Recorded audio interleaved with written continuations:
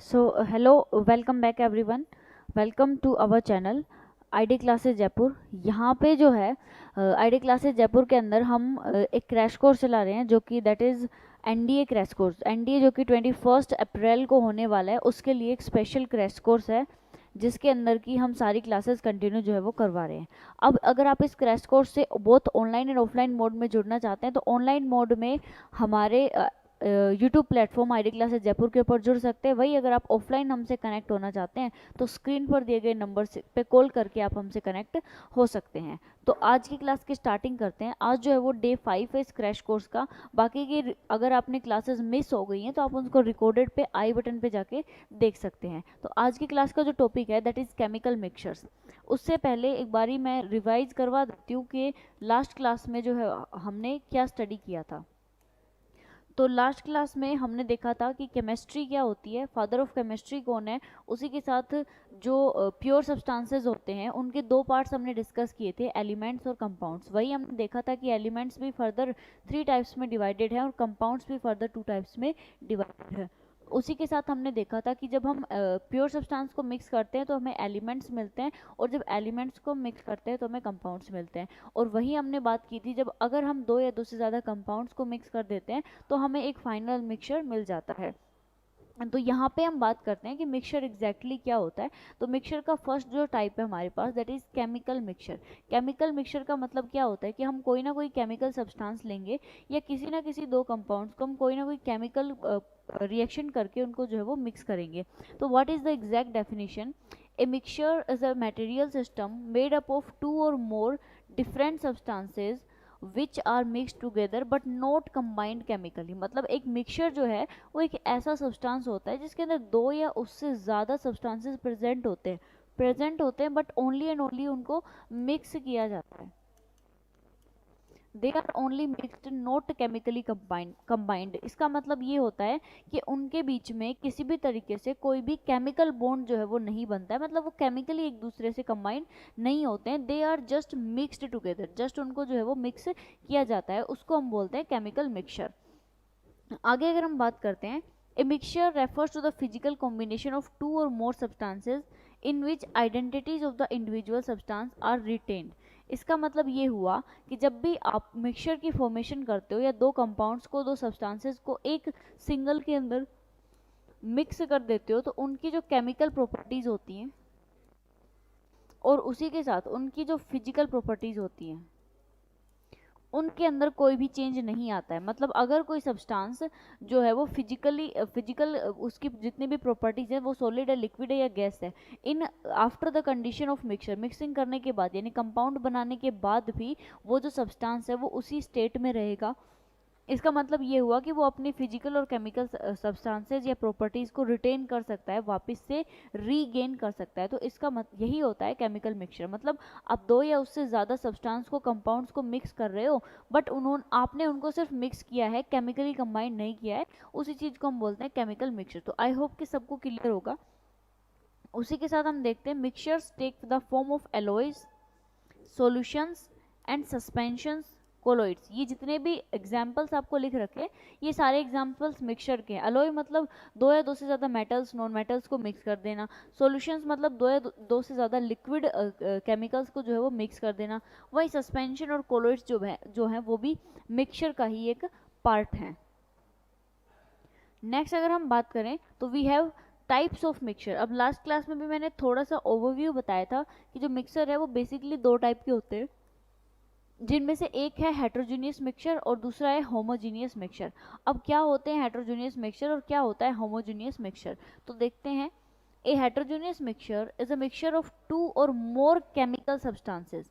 इसके अंदर दो या उससे ज़्यादा केमिकल सब्सटेंसेस प्रेजेंट होंगे। और किस तरीके से प्रेजेंट होंगे? Where the different components can be visually distinguished easily separated by physical means. इसका मतलब ये हुआ कि एक हेट्रोजीनियस मिक्सचर के अंदर दो या उससे ज़्यादा कंपाउंड्स मिक्स्ड होते हैं। किस तरीके से मिक्स्ड होते हैं कि उनके बीच में जो विजिबल डिसइंटीग्रेशन है वो किया जा सकता है। मतलब उनके बीच में जो बाउंड्रीज हैं वो कम्प्लीटली विजिबल होती हैं। एक जो दो कंपोनेंट्स उसके अंदर मिक्स होते हैं उनकी अलग अलग सेपरेट बाउंड्रीज को देखा जा सकता है। उसी के साथ and they are easily separated by physical means. कोई भी किसी भी तरीके का अमाउंट ऑफ हीट दे के, अमाउंट ऑफ टेम्परेचर प्रोवाइड करके, या फिर उससे कोई टेम्परेचर अमाउंट ऑफ टेम्परेचर वापस लेके रिलीज करवा के जो है वो इन इस तरह के मिक्सचर्स को सेपरेट किया जा सकता है। सेपरेट करने का मतलब, लेट्स से कि हमने ए और बी, दो कंपोनेंट्स हैं ए एंड बी, इन दोनों को हमने मिक्स कर दिया है जिससे कि ए बी बन गया है। अब ये एक मिक्सचर बन गया है। ये अगर एक हेट्रोजीनियस मिक्सचर है तो आप इजीली जो है वो इसको रिटेन कर सकते हो, मतलब ए बी से वापस से सेपरेट ए और सेपरेट बी बना सकते हो इन केस अगर वो हेट्रोजीनियस मिक्सचर है। इसी के साथ अगर ये हेट्रोजीनियस मिक्सचर है तो ए और बी के बीच में कंप्लीटली विजिबल बाउंड्रीज जो है वो नजर आएंगी, मतलब ए के पार्टिकल्स बी के पार्टिकल्स में फुली मिक्स्ड नहीं होंगे, कुछ परसेंटेज जो है वो उनकी अनमिक्स्ड रह जाएगी जो कि हमें separate as a visible boundary नजर आएगी। तो यही होता है हेट्रोजीनियस मिक्सचर के, दो चीज़ों को मिक्स करना बट उनके बीच में जो बाउंड्रीज है वो प्योरली विजिबल हो। Next is homogeneous mixture. अब जो होमोजेनियस मिक्सचर है वो इसके जस्ट अपोजिट होता है। देखिए, homogeneous mixture is a mixture of two और मोर केमिकल सब्सटेंसेस, जिसके अंदर केमिकल सब्सटेंस होते हैं where the different components can not be visually distinguished. मतलब अगर हमने ए और बी को मिक्स कर दिया है और उसने फाइनल प्रोडक्ट ए बी बनाया है, लेकिन ये जो ए बी प्रोडक्ट है ये एक होमोजीनियस मिक्सचर है।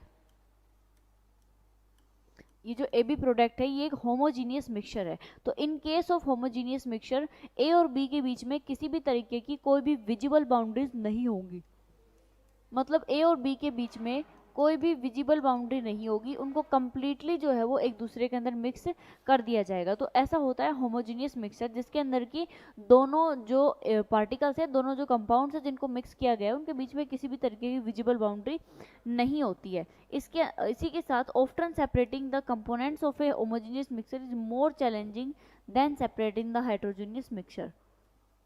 इसका मतलब ये होता है कि अगर आप एक हेट्रोजेनियस मिक्सचर को सेपरेट करना चाहते हैं तो उसको आप इजीली किसी भी फिजिकल मेथड से सेपरेट कर सकते हैं, मतलब हीट प्रोवाइड करके या हीट रिलीज करके, टेम्परेचर कम करके या फिर टेम्परेचर ज़्यादा करके आप उसे इजीली सेपरेट कर सकते हैं। बट इन केस अगर हम बात करते हैं होमोजीनियस मिक्सचर की, तो उसके अंदर जो है वो आप इनको इतना ईजिली सेपरेट नहीं कर सकते। मतलब ये हुआ कि अगर कोई होमोजीनियस मिक्सचर है उसको आप ए और बी को मिला के आपने ए बी होमोजीनियस मिक्सचर बना दिया है, तो इसको वापस से ए और बी करने के लिए आपको कोई ना कोई केमिकल मेथड यूज करना पड़ेगा। नॉर्मल फिजिकल मेथड से आप उसे सेपरेट नहीं कर सकते हो। उसी के साथ इनके पार्टिकल्स के बीच में किसी भी तरीके की कोई भी विजिबल बाउंड्री प्रेजेंट नहीं होती है। ठीक है, आई होप कि यहाँ तक सबने क्लियर होगा। नेक्स्ट वी हैव सम की पॉइंट्स। अब ये जो की पॉइंट्स हैं रिलेटेड टू, अब तक हमने जितना पढ़ा है, हमने एलिमेंट्स के बारे में पढ़ा है, कंपाउंड्स के बारे में पढ़ा है, उसी के साथ मिक्सचर्स पढ़े हैं, प्योर सब्सटेंस पढ़ा है, मेटल्स, नॉन मेटल्स, मेटलॉइड्स, ये सारी चीज़ें हमने सॉरी डिस्कस कर ली हैं। तो क्या होते हैं, elements are the simplest complete chemical substances, मतलब सबसे सिंपल कंप्लीट केमिकल सब्सटेंस होते हैं। उसी के साथ correspond to a single entry on the periodic table, मतलब इनके पास जो है वो एक टाइप का प्योर सब्सटेंस होता है और एक ही तरीके के एटम्स जो है वो प्रेजेंट होते हैं। What are chemical bonds? अब जो जितने भी एलिमेंट्स होते हैं वो जनरली ऐसे केमिकल बॉन्ड्स बनाते हैं जो कि स्ट्रॉन्ग होते हैं, जैसे कि कोवेलेंट बॉन्डिंग, आयोनिक बॉन्डिंग। तो इस तरीके के केमिकल बॉन्ड जो है वो ये बनाते हैं। अगर मैटर की बात करते हैं तो मैटर वो होता है जिसके पास एक पर्टिकुलर शेप, साइज, मास होती है, फिक्स्ड वॉल्यूम होती है और उसको जो है वो फर्दर किसी और पार्ट्स के अंदर डिवाइड नहीं किया जा सकता।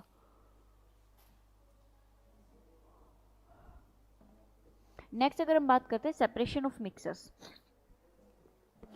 अब अभी तक हमने ये चीज़ पढ़ ली है कि हम कैसे दो कंपाउंड्स को मिक्स करके एक मिक्सचर बना सकते हैं, या दो एलिमेंट्स को मिक्स करके एक कंपाउंड बना सकते हैं, और दो प्योर सब्सटेंसेस को मिक्स करके एक एलिमेंट बना सकते हैं। तो हमने बनाने की प्रोसेस देख ली है। अब इन केस अगर हमने कोई कंपाउंड बना दिया है, कोई मिक्सचर बना दिया है, तो अगर हमें उसे सेपरेट करना पड़े, अलग अलग वापस से करना पड़े, तो हम कौन कौन सी प्रोसेस जो है वो यूज़ कर सकते हैं, इस्तेमाल कर सकते हैं उनको सेपरेट करने के लिए। तो वेरियस मेथड्स होते हैं। कुछ मिक्सचर्स ऐसे होते हैं जिनको आप इजीली नॉर्मली हीट के प्रेजेंस में या फिर लो टेम्परेचर की प्रेजेंस में जो है वो सेपरेट कर सकते हो। वहीं कुछ जो मिक्सचर्स होते हैं वो इस तरीके से होते हैं कि उनको आप नॉर्मली सेपरेट नहीं कर सकते, उनके लिए आपको कोई ना कोई केमिकल मेथड जो है वो यूज़ करना पड़ता है। तो देखते हैं क्या क्या मेथड्स होते हैं। सबसे पहले डिस्टिलेशन। क्या होता है डिस्टिलेशन, एक बार ही रीड करते हैं।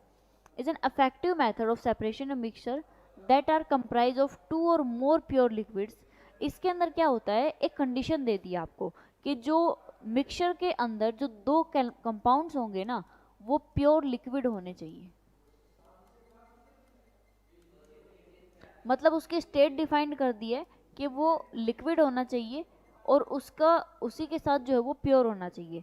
इन केस अगर आपको डिस्टिलेशन की प्रोसेस किसी मिक्सचर को सेपरेट करने के लिए लगानी है तो उसके अंदर फिक्स कर दिया गया है कि प्योर लिक्विड होना चाहिए, मतलब प्योर लिक्विड जो है वो होना चाहिए। नेक्स्ट क्या है, distillation is a purification process where components of liquid mixture are vaporized and then condensed is isolated. मतलब पहले वेपोराइजेशन होगी उसके बाद कंडेंसेशन होगी, मतलब मिक्स प्रोसेस है वेपोराइजेशन और कंडेंसेशन की। अब इससे पहले हमें ये समझना होगा कि वेपोराइजेशन क्या होता है और कंडेंसेशन क्या होता है। तो देखिए ध्यान से,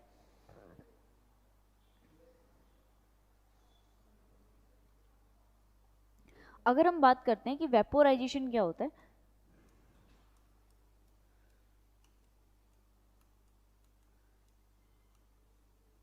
तो वेपोराइजेशन का मतलब होता है आप लिक्विड को इस हद तक हीट करोगे कि वो अपने वेपर्स में कन्वर्ट हो जाएगा।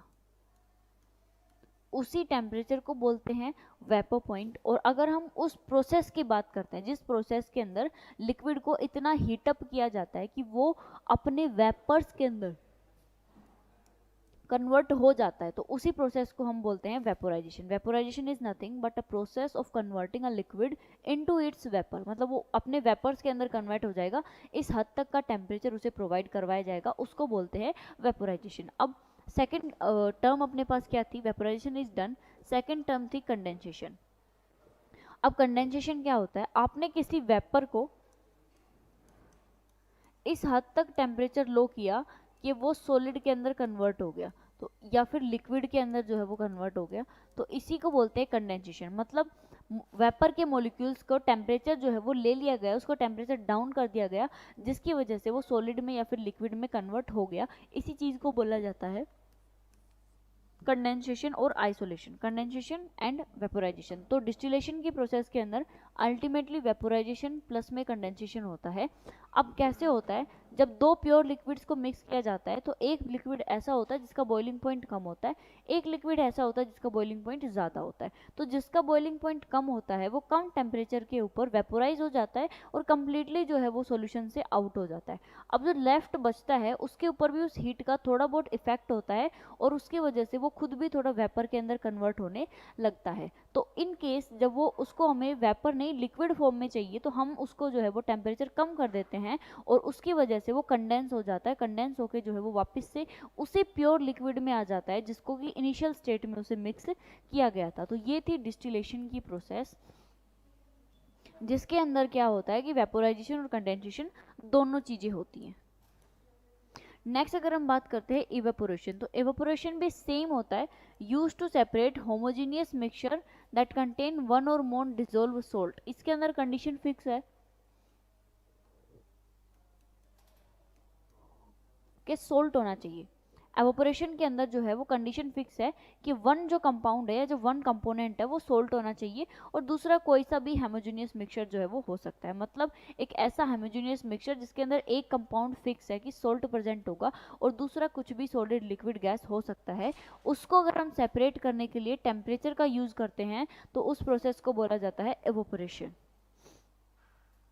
नेक्स्ट हमारे पास है filtration. Filtration is very simple process जिसके अंदर की use to separate out pure substance in mixtures comprise of particles. अब इसके अंदर क्या होता है, एक जो है वो स्मॉल साइज में होता है, दो कंपोनेंट्स में से एक स्मॉल साइज में होता है और दूसरा जो है वो बिगर साइज में होता है।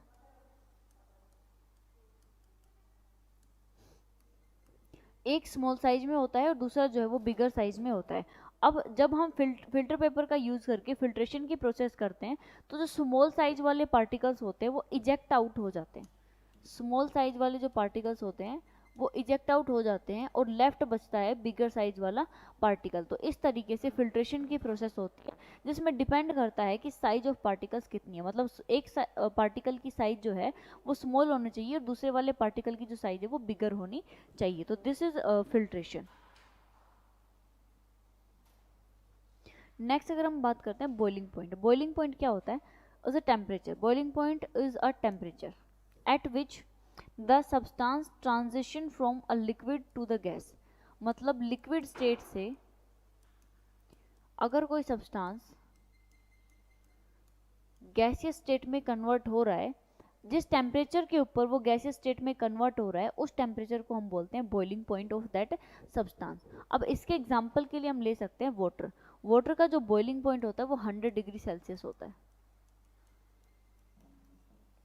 मतलब ये हुआ कि 100 डिग्री सेल्सियस के ऊपर जो वाटर के लिक्विड मॉलिक्यूल्स हैं वो वेपर के अंदर कन्वर्ट होने यानी गैस के अंदर कन्वर्ट होने स्टार्ट हो जाएंगे। सो boiling point is nothing but a temperature at विच, जिसके ऊपर एक ऐसा टेम्परेचर जिसके ऊपर की कोई भी जो लिक्विड है वो गैसेस के अंदर अपने वेपर स्टेट के अंदर कन्वर्ट होने लगेगा, उस टेम्परेचर को हम बोलते हैं बॉइलिंग पॉइंट।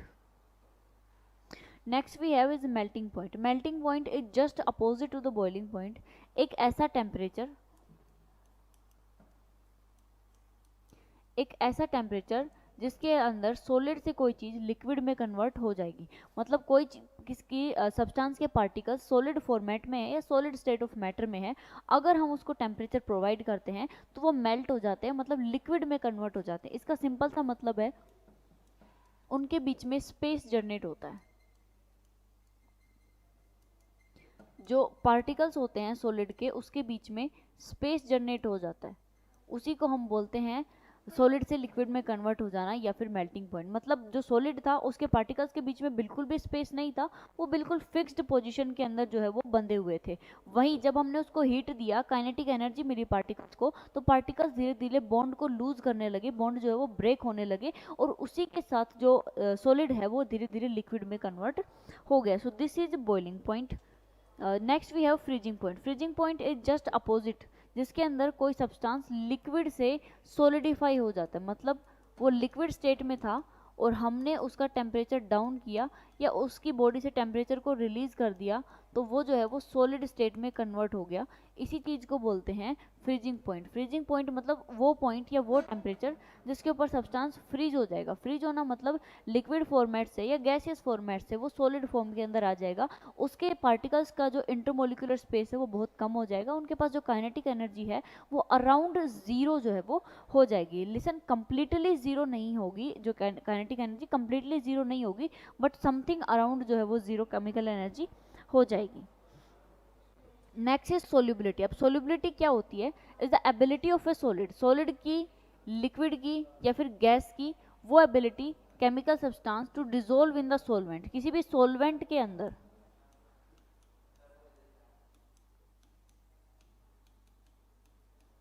किसी भी सॉल्वेंट के अंदर डिसॉल्व होने की, किसी भी सब्सटेंस की किसी सॉल्वेंट के अंदर कितना वो केमिकली डिसॉल्व हो सकता है, फिर चाहे वो सॉलिड हो, लिक्विड हो या गैस हो, उसके अंदर कितना परसेंटेज वो डिसॉल्व हो सकता है, उसी को बोलते हैं solubility of that substance. so solubility again, the ability of a solid, liquid, gas, chemical substances to dissolve in solvent and form a solution. एक सॉल्यूशन फॉर्म करने की एबिलिटी और सॉल्यूट के अंदर कितना परसेंट वो डिसॉल्व हो सकता है, फिर चाहे वो सॉलिड सब्सटेंस हो, लिक्विड सब्सटेंस हो या फिर गैसियस सब्सटेंस हो।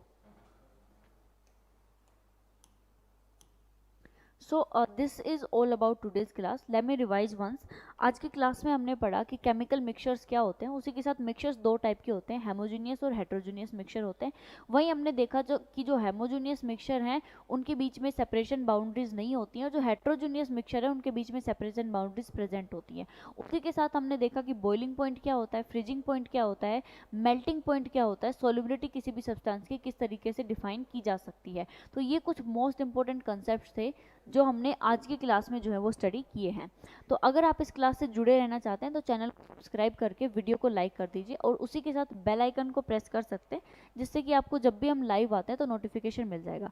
अगेन आप लोगों को इन्फॉर्म कर देती हूँ कि आईडी क्लासेस जयपुर के यूट्यूब प्लेटफॉर्म के ऊपर जो मिशन खड़कवासला नाम से जो 21 अप्रैल को जो एग्ज़ाम होने वाला है एनडीए का, उसके लिए ये क्रैश कोर्स चल रहा है। ये both online and offline mode में है। तो ऑनलाइन आप हमसे यूट्यूब प्लेटफॉर्म पे जुड़ सकते हैं। उसी के साथ अगर आप ऑफलाइन जुड़ना चाहते हैं तो दिए गए कॉन्टैक्ट नंबर पे कॉल करके आप हमसे कनेक्ट हो सकते हैं। मिलते हैं आपसे ऐसी किसी अमेजिंग सी नेक्स्ट क्लास में, जिसके अंदर की वेरियस कंसेप्ट आपको करवाए जाएंगे जो एग्ज़ाम को क्रैक करने में आपकी हेल्प